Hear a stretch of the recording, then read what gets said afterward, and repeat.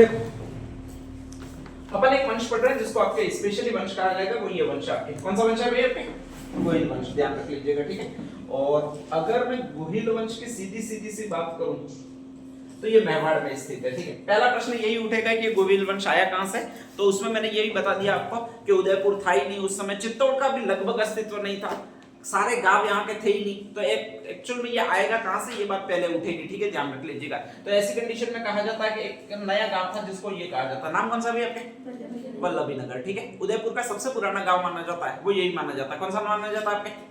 वल्लभी नगर, ध्यान रख लीजिएगा, ठीक है। यहीं पर कुछ लोग रहते थे और उन्होंने अपनी सहायता के लिए अपने में से एक मुखिया चुना और वही मुखिया था वो इस नाम से फेमस हुआ, कौन से नाम से फेमस हुआ? गोहिल वंश के नाम से फेमस हुआ। गोहिल वंश का जब भी संस्थापक आप पढ़ोगे तो ये एक नाम आपको मिलेगा और वो जो नाम है वो ये कहलाता है, नाम कौन सा भाई आपके? गुहादित्य, ठीक है। जीपीएस नाम से अगर याद रखोगे तो दो तीन चीजें याद रह जाएगी। जी से आपके गुहादित्य, पी से आपके एक शब्द और है जिसको ये कहा जाएगा, नाम क्या भाई आपके? पुष्पावती, और एस से आपके ये एक शब्द और है जिसको ये कहा जाता है, नाम कौन सा भाई आपके? शीलादित्य, ठीक है, ध्यान रख लीजिएगा। तो एक्चुअल में देखिएगा शीलादित्य नामक एक व्यक्ति है, उसी वल्लभी नगर गांव का रहने वाला है, ठीक है। अचानक कहा जाता है पहले लुटेरे वगैरह बहुत ज्यादा आते थे, लुटेरे वगैरह बहुत ज्यादा आते थे, तो उस गांव में हमला हुआ, और जैसे ही उस गांव में हमला हुआ तो स्वाभाविक है मुखिया के घर को पहले लूटते थे क्योंकि वही प्रतिरोध करने वाला होता था। इस शीलादित्य के घर को लूट लिया, अब स्वाभाविक है उसके घर को लूटना है मतलब प्रतिरोध करना पड़ेगा, और प्रतिरोध इसी ने किया, किसने किया? आपके शीलादित्य ने। इसको अपनी जान गंवानी पड़ी। अब नेक्स्ट आगे संकट का खतरा मंडराएगा, वो इसकी पत्नी पर मंडराएगा, और इसकी पत्नी का नाम है वो पुष्पावती है। क्या नाम है? पुष्पावती।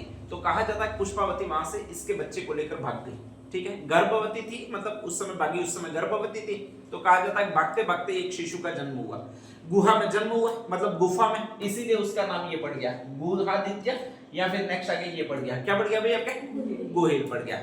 वहां के जो लोग थे वो बाद में उस बच्चे को ढूंढने निकले, यानी उस महिला को ढूंढने निकले, पुष्पावती को ढूंढने निकले कि भाई आसपास कहीं है कि नहीं है, ध्यान रख लीजिएगा। तो ऐसी कंडीशन में वो बच्चा और उसकी माता दोनों एक गुफा में छुपे हुए पाए गए, उनको वापस लाया गया। यहाँ पर पूरा पूरा आपका ट्राइबल बेल्ट पड़ता है, ट्राइबल बेल्ट में पूरी जाति पड़ती है, वो आदिवासी जाति पड़ती है, ठीक है। तो ऐसी कंडीशन में कहा जाता है उदासर गांव है, उसके भील है, वो इकट्ठे हुए थे और इन दोनों को लाए वापस, इनको वल्लभी नगर ले गए, एक तो पुष्पावती को ले गए और एक किसको ले गए? किसको ले गए भैया आपके?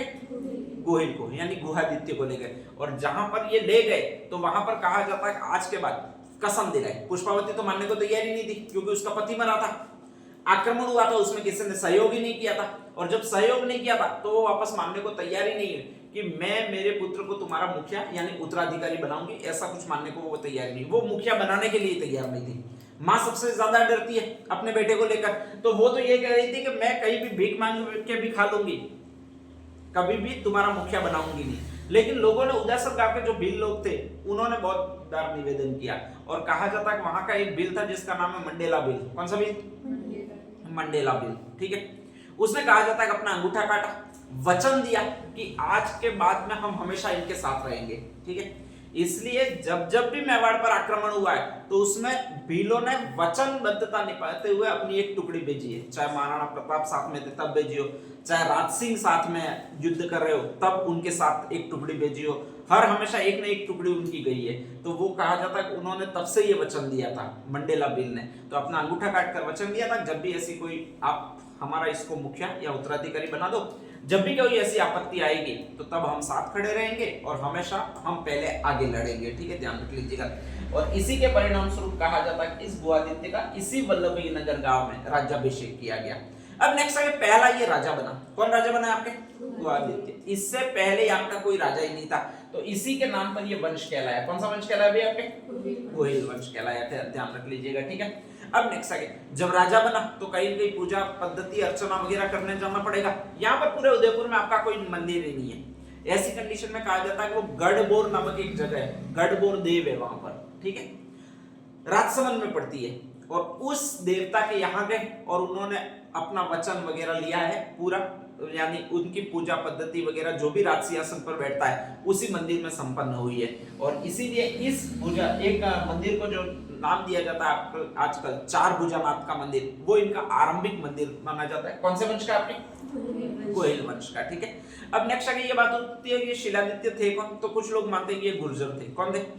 गुर्जर थे। बाद में कहा जाता है बहुत टाइम बाद इनको सिसोदा कहा गया। क्या कहा गया भैया? सिसोदा, क्योंकि एक सिसोदा ग्राम था, वहां के कुछ व्यक्ति शासक बने, वंश खत्म हो गया तो काका बाबा के वगैरह, और इसी के नाम पर उनको सिसोदिया वंश माना गया। बाकी इससे पहले जितने भी है ये गुर्जर वंश के माने जाते हैं। किसके माने जाते हैं? गुर्जर वंश के, ठीक है। राजपूत है वो धक्के से कहते हैं कि नहीं नहीं ये राजपूत वंश के है, लेकिन एक्चुअल में कहा जाता है कि गुर्जर वंश के। ये बप्पा रावल वावल जितने भी थे, इनमें किसी की भी उपाधि है वो राजपूतों वाली नहीं है, बल्कि सारे ये गुर्जरों के लोग थे, इसलिए इनकी उपाधि है वो गोहिल वंश वाली लगती है, और ये ग नाम से आपके गुर्जरों के लोग ये माना जाता है। अब एक्चुअल में पहली बात यही आई होगी कि जब यहाँ पर सारे लोग डरपोक थे तो ऐसी लड़ाकू जाति आई कहां से होगी, ठीक है। अचानक ऐसे लोग कहां से आ गए होंगे जो हर किसी से सामना करने में सफल होता है। जब सब लोग यहाँ पर दब्बू बन के रहते हैं स्पेशली, तो ऐसे अचानक लोग कहां से आए जो नेतृत्व करने में सक्षम हो, तो उसके बारे में पता किया गया आखिर ये लोग आए कहां से। अब जब भी ये लोग आए कहां से ये पूछा जाएगा तो अलग अलग लोग होंगे, वो अलग अलग बात बताएंगे, और उसमें से 3-4 लोग मेन आते हैं। एक तो अबुल फजल आता है, ठीक है, एक कर्नल जेम्स टॉड आता है, एक गौरीशंकर हीरानंद ओझा आता है आपके, एक गोपीनाथ शर्मा आता है आपके, और एक और आता है भंडारकर आता है। कौन आता है आपके? भंडारकर। यही 4-5 लोग आपके आते हैं और कोई आता नहीं है, ध्यान रख लीजिएगा। तो कहा जाता है कि सबसे पहला आदमी आया जिसका नाम था अबुल फजल। कौन सा है? अबुल फजल, ध्यान रख लीजिएगा, ठीक है। अबुल फजल जाति से कौन सा है? हिंदू या मुसलमान? मुसलमान, ध्यान रख लीजिएगा, ठीक है। अब वो मुसलमान है, स्वाभाविक है कि वो किसको बहादुर बनाएगा? मुसलमान को बहादुर बताएगा, हिंदुओं को? मुसलमानों को बहादुर बताएगा, ठीक है, ध्यान रख लीजिएगा। तो ऐसी कंडीशन में जब उससे पूछा गया, पहला ग्रंथ उसी ने लिखा कि ये मेवाड़ के सिसोदिये है, वो इतने ज्यादा वीर है तो वो आए कहां से थे, उनकी उत्पत्ति कहां से हुई थी, ये तू बता, ठीक है। तो अबुल फजल ने बहुत साफ साफ आवाज में कहा, देखो हिंदू बहुत कायर है एक्चुअल में, ध्यान रख लीजिएगा, ठीक है। उनमें ये नेतृत्व क्षमता, मारने काटने की वगैरह क्षमता ही नहीं है। ये क्षमता अगर किसी में पाई जाती है तो वो सिर्फ और सिर्फ मुसलमानों में पाई जाती है। किसमें पाई जाती है? मुसलमानों में पाई जाती है।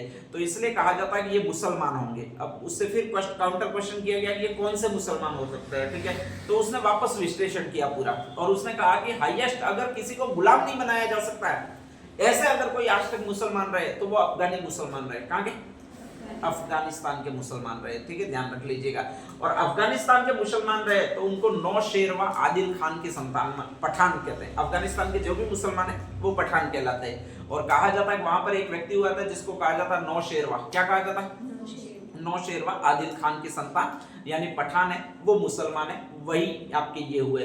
अब उसको फिर पूछा गया कि तुझे कैसे पता कि ये नौशेरवा की संतानी है, ये नौशेरवा कौन था? तो फिर उसने फिर वर्णन किया है, बहुत बाद में बताया, ध्यान रख लीजिएगा, कि यहाँ का एक बहुत महान शासक हुआ था जिसका नाम था बप्पा रावल। कौन सा नाम था? बप्पा रावल। और कहा जाता है कि बप्पा रावल ने यहाँ पर स्टार्टिंग में राज्य किया था, ठीक है, चित्तौड़ पर पूरा अधिकार जमाया। एक तरह से उसके गुरु का उस पर आशीर्वाद था। धीरे धीरे कहा जाता है उसी के टाइम में मोहम्मद बिन कासिम ऐसे कई सारे विदेशी आक्रमणकर्ता थे जिन्होंने यहाँ पर आक्रमण किया।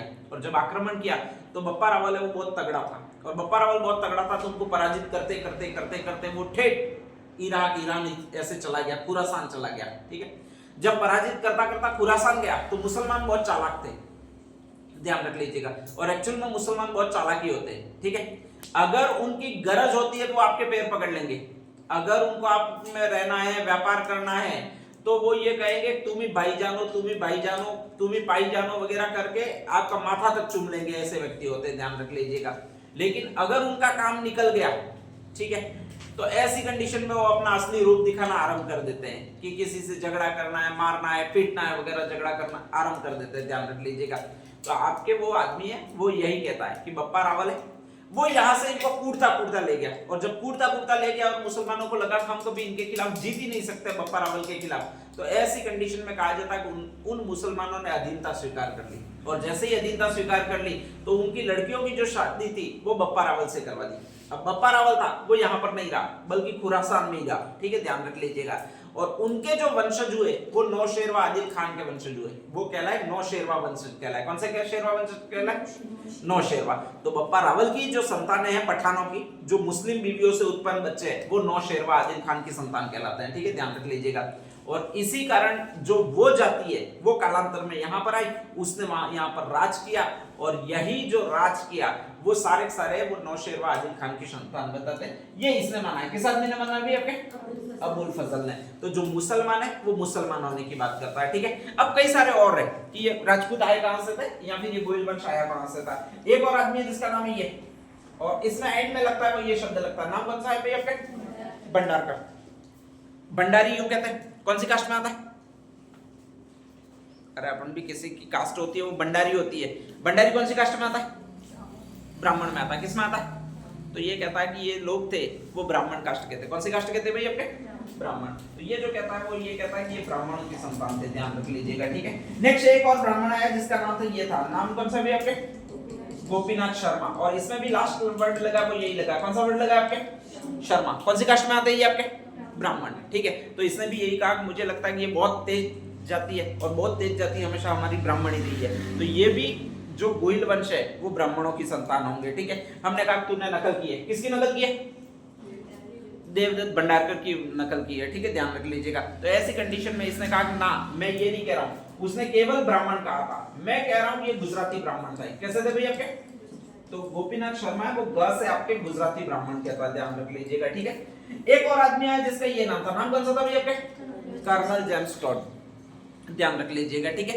इसी एक आदमी ने आपके इतिहास को सुधारा है। एक्चुअल में अगर कर्नल जेम्स टॉड नहीं आया होता तो अपन तो अभी तक यही कह रहे होते कि वो अग्नि से उत्पन्न हुआ है, ठीक है, वो पता नहीं किसी यज्ञ से निकला है, वो कोई सूर्य से आया हुआ है, वो कहते थे। कुछ लोगों को तो अपन सूर्यवंशी बताते थे, सूर्य से आया हुआ। कुछ को अपन कहते थे चंद्रवंशी, मतलब कहां से आया हुआ भाई आपके? चंद्रमा से आया हुआ है, ठीक है, ध्यान रख लीजिएगा। और एक वो तुम्हारा चंद्रबरदाज बहुत जबरदस्त फाकू हुआ था, बोल हर सिद्धांत में किससे उत्पत्ति हुई है, यूं जैसे ही पूछो तो वो कहता था कि अग्निकुंड से उत्पत्ति हुई है। किससे उत्पत्ति हुई है? अग्निकुंड से। और वो एक ही ऋषि का हमेशा नाम लेता था। ऋषि कौन सा था? ऋषि वशिष्ठ। कौन सा ऋषि था? ऋषि वशिष्ठ। और वो सीधा सीधा बोलता था। ऋषि वशिष्ठ अग्निकुंड यज्ञ कर रहे थे, राक्षसों ने उनको परेशान करना शुरू किया, उनको गुस्सा आ गया। जैसे ही गुस्सा आ गया तो कहा जाता है उन्होंने अपनी सारी शक्ति लगा दी, और जैसे ही शक्ति लगा दी तो कहा जाता है 4 जातियों को उत्पन्न कर दिया। और जो 4 जातियां थी वो प्रतिहार, परमार, चालुक्य और चौहान थी, ठीक है, ध्यान रख लीजिएगा। हम भी ये झुनझुना कई वर्षों तक पीटते रहे, ध्यान रख लीजिएगा, कि हम निकले वो भूमि में से निकले। किस में से निकले भाई आपके? भूमि में से निकले, वो भी लावे के साथ निकले, यूं ध्यान रख लीजिएगा। तो इसीलिए अपन को गुस्सा आ जाता है, ठीक है, और गुस्सा भी कर देते थे, मार भी देते थे, फिर बहाना भी बना देते थे, हम लावे में से निकले, गुस्सा तो आएगा ही सही, ठीक है भाई, मोच वाले राजा है हम तो, यूं। लेकिन बाद में कर्नल जेम्स टॉड ने ये ना कह दिया कि यार ऐसे कोई थोड़ी निकल सकता है, तुम एक जना कहोगे कि सूर्य से आए हो, दूसरा आएगा उठ के कहेगा चंद्रमा से आए हो, और तीसरा और ज्यादा बंडल फेंकेगा कि तुम तो धरती में से निकले हो, और तुम गधे मान लेते हो, कैसे ऐसे कैसे हो सकता है? तो कहा जाता है कि इस कर्नल जेम्स टॉड ने सारी थ्योरी फेल कर दी, और इसने कहा कि देखो भारतीयों में तो इतना दिमाग है नहीं, ये कर्नल जेम्स टॉड कह रहा है, मैं नहीं कह रहा हूँ, ध्यान रख लीजिएगा। तो ये कहता है कि देखो भारतीयों में तो इतना दिमाग है नहीं, तुम वास्तव में राज कर सको, एक सिस्टम बना सको, ऐसा दिमाग है नहीं, ध्यान रख लीजिएगा, ठीक है। ये दिमाग किसी न किसी मुझे विदेशी, जैसे हम अंग्रेज है वैसे वैसे विदेशी का लगता है।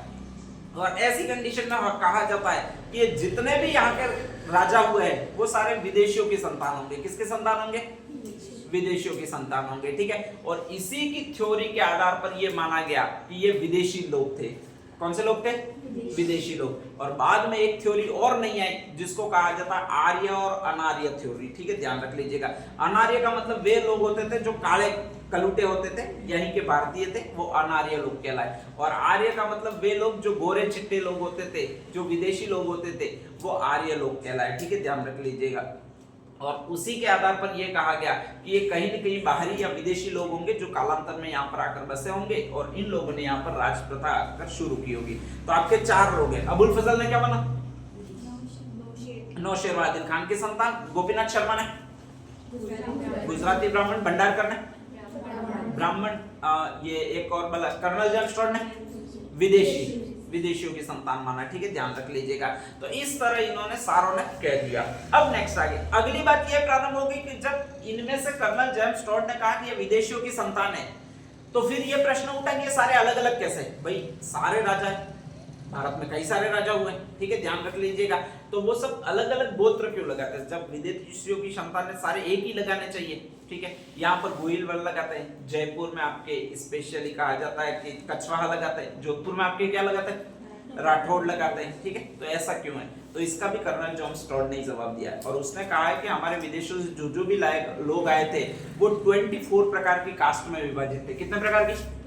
24 प्रकार की कास्ट में विभाजित थे, ध्यान रख लीजिएगा, ठीक है। तो 24 प्रकार की कास्ट में विभाजित थे, वही यहाँ पर गोत्र कहलाते हैं। बाद में कहा जाता है इसको कॉपी किया वो मोनोत्नेन्सी, आपका एक साहित्यकार और है, जोधपुर का रहने वाला है, और उसने ही कहा जाता मारवाड़ा परगना ने विगत किताब लिखी है, उसी ने इस पूरे सिद्धांत को कॉपी कर लिया, ध्यान रख लीजिएगा, ठीक है। तो इस तरह कहा जाता है जो सेकंड नाम है वो आपके आता है मोनोत्नेन्सी का, जिसने यहाँ की शाखाओं का वर्णन किया है। और कुल टोटल कितनी शाखाएं बताइए आपके? 24 शाखाएं बताइए, ठीक है, ध्यान रख लीजिएगा। तो ये मेन है गोहिल वंश के बारे में, इसके अलावा इसमें कुछ है नहीं, ध्यान रख लीजिएगा। अब हमारा पहला राजा हमको मिल गया और उस पहला राजा का ये नाम है, नाम कौन सा भी आपके? गोहिल वंश, ध्यान रख लीजिएगा, या फिर गोहिल, या फिर इसको और कहा जाता है, वो आपके एक शब्द और कहा जाएगा जिसको आपके कहा जाता है स्पेशली, नाम कौन सा भी आपके? गुहादित्य। और वो शासन कर रहा है, वो यहां से कर रहा है, आपके शासन कहां से कर रहा है? वल्लभी नगर से कर रहा है, ठीक है, यहां तक कोई दिक्कत नहीं है, ध्यान रख लीजिएगा। इसका राज्याभिषेक किसने किया ये बताया था? अरे कौन सा? एक बिल नाम बताया था, अंगूठा काट कर राज्याभिषेक किया। अंगूठा किससे काटा था? Mandela bill. कौन सा था? Mandela bill. और बिल सारे थे वो कौन से गांव के थे? उदासर गांव के थे, ठीक है। और जिस मंदिर में उसका राज्याभिषेक किया गया वो गढ़बोरदेव है, कहां पर है वो? कहां पर है भाई? अपने राजसमंद में। इस शासक ने यहाँ पर शासन करना आरंभ कर दिया। किसने आरंभ कर दिया? आपके गुहादित्य ने आरंभ कर दिया, यहाँ तक कोई कंफ्यूजन नहीं है, ठीक है, ध्यान रख लीजिएगा। शासन करता रहा, ये मर गया तो इसका बेटा शासन कर रहा, इसका बेटा भी मर गया तो उसका बेटा फिर आया, वो शासन करता रहा, यहाँ तक सब कुछ ठीक है, ध्यान रख लीजिएगा। अभी भी ये एक गांव पर ही शासन कर रहे हैं और उस गांव का नाम है वल्लभी नगर। कौन सा नाम है? वल्लभी नगर है, ठीक है, ध्यान रख लीजिएगा। नेक्स्ट आगे धीरे धीरे कहा जाता है कि इसमें एक और शासक बन के आया जिसका नाम था महेंद्रादित्य। क्या नाम था? बहुत रूपवत राजा था, तो उसको राजा रूपसी भी कहते थे। कौन सा था? राजा रूपसी, ध्यान रख लीजिएगा, ठीक है। तो एक शासक और आया जिसका आपके स्पेशली नाम है, वो आपके ये नाम है महेंद्रादित्य, ध्यान रख लीजिएगा। और इसी को आपके स्पेशली कहा जाता है वो राजा रूपसी भी कहा जाता है, ठीक है, ध्यान रख लीजिएगा। इसी का विवाह जो हुआ था वो एक रानी से हुआ था जिसका ये नाम है, नाम कौन सा भाई आपके? विचित्रकुमारी। और इसके काल में पहली बार कहा जाता है बाह्य आक्रमण हुआ, विदेशियों ने किसी ने किया होगा, ठीक है, ध्यान रख लीजिएगा। और इसमें डेथ हो जाती है इसकी, किसकी डेथ हो जाती है भाई आपके? राजा रूपसी की डेथ हो जाती है। संयोग से कहा जाता है कि उस बालक को छोड़कर कुछ समय बाद इसकी भी मृत्यु हो जाती है। किसकी मृत्यु हो जाती है भाई आपके? विचित्रकुमारी की मृत्यु हो जाती है, ठीक है। इसी को आपके स्पेशली दूसरा जो नाम दिया जाता है राजा रूपसी का, वो एक ये कहीं ये भी मिलता है, नागादित्य भी मिलता है, ठीक है। तो कई सारे ऐसे नाम आपको मिलते रहेंगे, ध्यान रख लीजिएगा। और कहा जाता है कि जब ये विचित्रकुमारी की डेथ हो जाती है तो उस समय वो बच्चा था वो बहुत छोटा था, बहुत छोटा था का मतलब बहुत छोटा था। उसकी जो रक्षा करते हैं वो आपके एक नंदी महाराज करते हैं। नंदी महाराज का मतलब आपके एक बैल द्वारा उसकी रक्षा की जाती है, ध्यान रख लीजिएगा, जंगल में। और वहीं पर कहा जाता है कि शाम को उन बैलों गायों को लेने के लिए आते हैं, तो वो एक ऋषि होते हैं जो इसको घर पे ले जाते हैं। और उस ऋषि का महान नाम था वो ये था, नाम कौन सा भी आपके? हारिन ऋषि था, ठीक है, ध्यान रख लीजिएगा। राजा की मृत्यु पहले हुई है, इसके बाद कहा जाता है गर्भधारण वगैरह चल रहा था, इसी बीच राजा की मृत्यु हुई है और कहा जाता है लास्ट में इस बच्चे का जन्म होता है। आरंभ से ही राजा मार दिया गया था, रहा था नहीं, तो ये है वो जंगलों में बड़ा हुआ है, मतलब जंगलों में ही पला बड़ा। और उसी समय कहा जाता है कि इसकी मां की मृत्यु हो जाती है और जैसे ही मां की मृत्यु हो जाती है तो कहा जाता है कि एक ऋषि है वो इसका पालन पोषण करने के लिए ले जाते हैं, ध्यान रख लीजिएगा, ठीक है। पूरा काला शरीर था इसका, इसीलिए इसको कहा जाता है कालभोज। क्या नाम दिया जाता है? कालभोज, ध्यान रख लीजिएगा, ठीक है। तो एक्चुअल में बहुत जबरदस्त काला शरीर है धूप में, इसलिए इसको कहा जाता है कालभोज कहा जाता है, ध्यान रख लीजिएगा। और कहा जाता है कि इसको हारिन ऋषि ले जाते हैं। हारिन ऋषि थे वो स्पेशली शिव के बहुत ज्यादा भक्त थे। पहले सारे ऋषि मुनि थे वो जंगलों में रहते थे, खुद का भरण पोषण खुद ही करते थे। तो ऐसी कंडीशन में कहा जाता है कि वो जंगल में रहते थे। जंगल में उनके पास एक ही मुख्य सुविधा थी, वो गाय थी। पहले मेन धन था वो गाय ही था, ठीक है। कोई भी व्यक्ति उतना धनवान होता था जितनी उसके पास गाय होती थी। अगर ज्यादा गाय है तो ज्यादा धनवान होगा, अगर कम गाय है तो कैसा होगा, कम धनवान होगा। हारिन ऋषि था, उनको हर कोई गाय गिफ्ट में देता था, तो इसलिए इनके पास सर्वाधिक जो रहती थी वो यही चीजें रहती थी। क्या रहती थी भाई आपके, गाय। और ये अपने पास में एक लड़के को उठा के ले आए जिसका नाम कौन सा भी आपके, कालभोज। दो मकसद है, ध्यान रख लीजिएगा, ठीक है। एक तो अनाथ शिशु है तो उसकी रक्षा करना वगैरह कि भाई उसको कोई खा नहीं जाए, और दूसरा एक मकसद है कि इनके पास गाय है तो गाय चराने का काम कर दिया करेगा, वो हमेशा कर दिया करेगा। कौन कर दिया करेगा, कालभोज कर दिया करेगा, ठीक है, ध्यान रख लीजिएगा। तो ऐसी कंडीशन में ये इसको ले आए। और हारिन ऋषि है तो हर रोज गाय चराने इसी को भेज देते। किसको भेज देते भाई आपके, कालभोज को भेज देते हैं, ठीक है। और बहुत बुरी तरह से कहा जाता है, यानी बहुत अच्छी तरह से वो गाय चराने के लिए जाता भी है, गाय चराने के लिए जाता है और हर रोज गाय चरा कर वापस भी आ जाता है। लेकिन एक प्रॉब्लम है कि गाय जब से एक लड़का चराने लगा है, कौन चराने लगा आपके, कालभोज, तो गाय आकर दूध देना बंद हो गई है सारी की सारी, ठीक है। हारिन ऋषि को बहुत खतरनाक शक हो जाता है कि साला ऐसे कैसे हो रहा है, ये बेच रहा है, कोई कर क्या रहा है, ठीक है, ध्यान रख लीजिएगा। और ऐसी कंडीशन में कहा जाता है कि एक दिन हारिन ऋषि खुद निकलते हैं कि आखिर माजरा क्या है। और माजरा ये होता है कि वहां पर हर गाय का दूध निकल रहा होता है, वो यही लड़का निकल रहा होता है। नाम कौन सा भी आपके, कालभोज, ठीक है। और दूध निकाल के पी जा रहा होता है, ऐसा नहीं कि बेच दे वगैरह, ठीक है। और अगर इतना चोर कोई लड़का है जो किसी भी गाय का दूध निकाल ले फिर पी ले तो वो हट्टा कट्टा ही होगा, ऐसे दुबला पतला होगा नहीं, ध्यान रख लीजिएगा। तो ऐसी कंडीशन में दिन दुनी रात चौगुनी ये वृद्धि करता रहता है, और दिन दुनी रात चौगुनी अगर वृद्धि करता रहता है तो स्वाभाविक है कि इसका शरीर होगा वो कैसा होगा, बहुत मोटा होगा, ध्यान रख लीजिएगा। तो वहां पर स्पेशली गढ़गोर चार भुजानाथ राजसमंद है, वहां पर आपकी शिव की प्रतिमा स्पेशली, और एकलिंगनाथ की भी शिव की प्रतिमा वो बहुत ऊंची ऊंची है, मतलब अपन खड़े रहे तो अपने से भी ऊंची है। और कहा जाता है बप्पा रावल है वो वहां पर बैठकर ऊपर जलाभिषेक करता था, ठीक है, शिव लिंग के ऊपर जलाभिषेक करना पड़ता है, वो बैठ कर देता था। तो मतलब उसकी लंबाई चौड़ाई वगैरह बहुत ज्यादा थी, ध्यान रख लीजिएगा, ठीक है। आपने लगभग उसकी जो लंबाई उसकी धोती थी वो तो बताया जाता है 37 हाथ फीट की थी, यानी 37 हाथ की थी स्पेशली, ध्यान रख लीजिएगा। तो स्पेशली उसकी लंबाई चौड़ाई बहुत ज्यादा है। और ऐसी कंडीशन में कहा जाता है हारिन ऋषि के घर पे वो रह रहा है और गाय चराने जा रहा है, रोज दूध पी जा रहा है। तो हारिन ऋषि परेशान हो जाते हैं, और हारिन ऋषि जैसे ही परेशान हो जाते हैं तो उसको एक मंदिर में रख देते हैं, और वो जो मंदिर होता है वो ये मंदिर होता है। नाम कौन सा भी आपके, एकलिंगनाथ देव का मंदिर। और ये जो है वो आपके अभी वर्तमान में मेवाड़ या फिर नेक्स्ट आगे यहाँ पर है, कहाँ पर है आपके, उदयपुर में। अब जैसे ही कहा जाता है हारिन ऋषि इससे परेशान होकर इस यहाँ पर रखते हैं, तो एकलिंगनाथ देव के मंदिर में ये रहता है, पूजा अर्चना वगैरह करता है, जो भी चढ़ा हुआ आता है उससे अपना भोजन ग्रहण करता है, ठीक है। पूरे उदयपुर में इससे बड़ा कोई आदमी होता नहीं है उस समय, और सबसे उससे बड़ा कोई आदमी होता नहीं है, तो सारे लोग सोचते हैं क्यों नहीं इसको रक्षक नियुक्त कर दिया जाए अपने, ध्यान रख लीजिएगा। तो कहा जाता है सारे लोग मिलके आते हैं और कहते हैं तुम हमारे राजा बन जाओ, क्या बन जाओ, राजा बन जाओ, ध्यान रख लीजिएगा। और ऐसी कंडीशन में कहा जाता है कि बैठे बैठे ही उसको एक पद मिल जाता है और वो राजा का पद मिल जाता है। अब जैसे ये राजा बन जाता है तो कहा जाता है कि अपना एक विरुद्ध धारण कर लेता है, मतलब उपाधि धारण कर लेता है, और उसी उपाधि को स्पेशली कहा जाता है, वो ये उपाधि कहा जाता है। नाम कौन सा भी आपके, बप्पा रावल, ठीक है, ध्यान रख लीजिएगा। तो एक्चुअल में इसका मूल नाम है वो कालभोज है, हारिन ऋषि के साथ गाय चराया करता था, और बाद में कहा जाता है कि ये कालभोज नाम से राजा, बप्पा रावल नाम से राजा बन जाता है। अब नेक्स्ट है, उस समय कहा जाता है चित्तौड़ अस्तित्व में आ चुका होता है, और इसकी स्थापना कर देता है वो एक राजा कर देता है जिसका ये नाम होता है चित्रांगदेव। आगे कौन सा नाम है आपके, मौर्य। और ये एक वंश का राजा होता है, इसको स्पेशली वंश कहते हैं। वो कौन सा वंश कहलाता है आपके, मौर्य वंश। और मौर्य वंश का महान सम्राट अगर कोई बना है तो वो आपका ये बना है। नाम कौन सा भी आपके, चंद्रगुप्त। भारत में पूरे साम्राज्य, भारत के पूरे साम्राज्य में इसने इसकी स्थापना की थी, ठीक है, ध्यान रख लीजिएगा। सबसे समृद्ध इसका शासन होता है। तो लास्ट में जाते जाते ये एक सिक्के चला जाता है, और वो जो सिक्के होते हैं वो ये होते हैं। नाम कौन सा भी आपके, सोने के सिक्के, ठीक है। और उन्हीं के थ्रू शासन करने बैठता है वो आपका ये आदमी बैठता है, जिसका नाम कौन सा होता है आपके, चित्रांगदेव मौर्य, ठीक है। वो चित्तौड़ में स्पेशली स्थापना करता है और चित्रांग मौर्य शासन करता है। सिक्के कौन से चलाएगा भाई आपके, सोने के सिक्के चलाएगा। तो बाकी हर जगह सिक्के ही मिट्टी के चल रहे थे उस समय, आपके चित्तौड़ एकमात्र ऐसा प्रदेश है जहां पर आपके सोने के सिक्के चल रहे थे, ठीक है। बप्पा रावल रह रहा है, वो आपके आसपास वल्लभी के आसपास शासन कर रहा है, और उसको लोग बताते हैं कि यार अपन यहाँ पर कब तक शासन करेंगे, अपने पास में एक राजा है और उसका नाम चित्रांगदेव मौर्य। कौन सा नाम, चित्तौड़ के किले में रह रहा है, ठीक है। और सोने के सिक्के चला रहा है, बहुत धनवान राजा, बहुत जबरदस्त राजा है। अगर अपन वहां पर जाए तो शायद अपन को कुछ मिल सकता है, ठीक है, ध्यान रख लीजिएगा।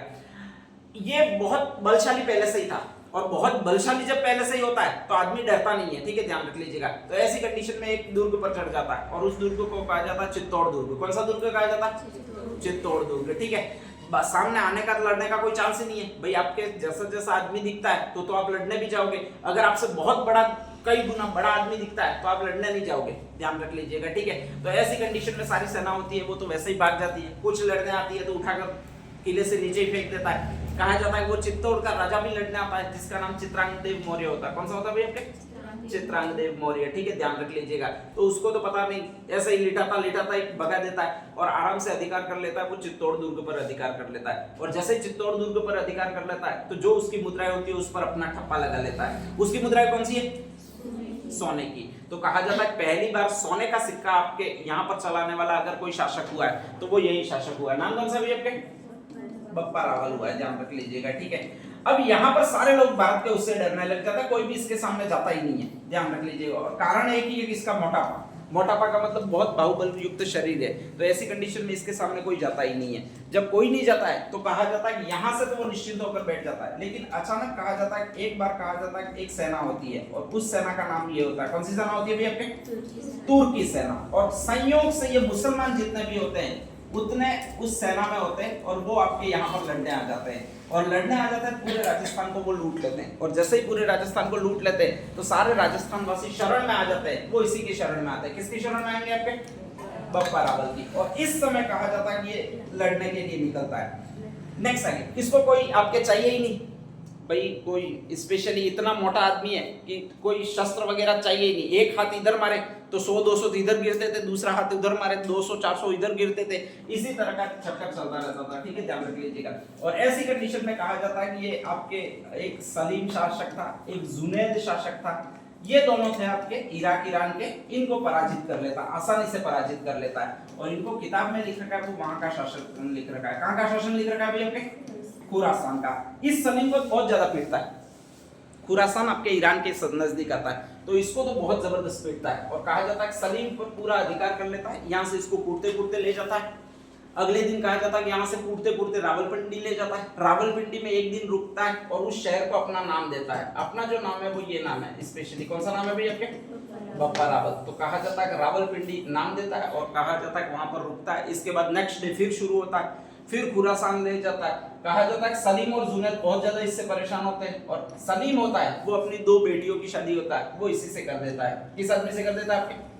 बप्पा रावल से कर देता है। बाद में बप्पा रावल पता नहीं तिरकोणियों मतलब मुस्लिम लड़कियों के चक्कर में आता है, इसके बाद तो वो यहाँ पर आते ही नहीं है, वहीं पर पड़ा जाते हैं खुरासान में वगैरह, ध्यान रख लीजिएगा, ठीक है। और कहा जाता है कि शरीर ज्यादा बड़ा होता है तो उनकी मृत्यु भी वही होती है, हार्ट अटैक होता है, वहीं पर मृत्यु हो जाती है, ध्यान रख लीजिएगा। और कहा जाता है उनकी समाधि है वो वहीं पर है। कहाँ पर आपके? खुरासान में ही है। कालांतर में कहा जाता है कि यहाँ वाले लोग जाते हैं और उनकी अस्थियां कुछ ले आते हैं, और उनकी अस्थियां कुछ लाके एक जगह और है जिसको आपके स्पेशली ये कहा जाता है, नाम कौन सा भी आपके? नागदा। और नागदा में इनकी अस्थियां दफनाई जाती है और इसी को आपके स्पेशली घोषित किया जाता है, वो इनकी राजधानी घोषित किया जाता है, ठीक है, ध्यान रख लीजिएगा। तो बप्पा रावल के बारे में एक तो मूल नाम ध्यान रखना है। मूल नाम कौन सा? कालभोज। किसकी गाय चरा रहे थे? हारिन ऋषि, ठीक है, ध्यान रख लीजिएगा। एक और व्यक्ति है जिसका नाम है हारिन ऋषि, ठीक है, ध्यान रख लीजिएगा। और इनको कौन से मंदिर में दीवान नियुक्त किया आपके? मंदिर कौन सा था? एकलिंगनाथ देव मंदिर, ठीक है, ध्यान रख लीजिएगा। इसके अलावा और है तो उन्होंने 2 खुरासान के शासकों को पराजित किया, जिसमें से एक का नाम सलीम है, एक का नाम कौन सा भी आपके? जुनैद है, ठीक है, ध्यान रख लीजिएगा। और इनकी समाधि है वो यहीं पर है आपके। कहां पर है मेन समाधि? खुरासान में। दूसरी समाधि और है वो यहीं पर है कहां पर भी आपके? नागदा में, ठीक है, ध्यान रख लीजिएगा। इसके अलावा इनमें से कुछ और आप आदमी आपके तो फर्स्ट हेडिंग डाल दीजिएगा, कहां पर थे?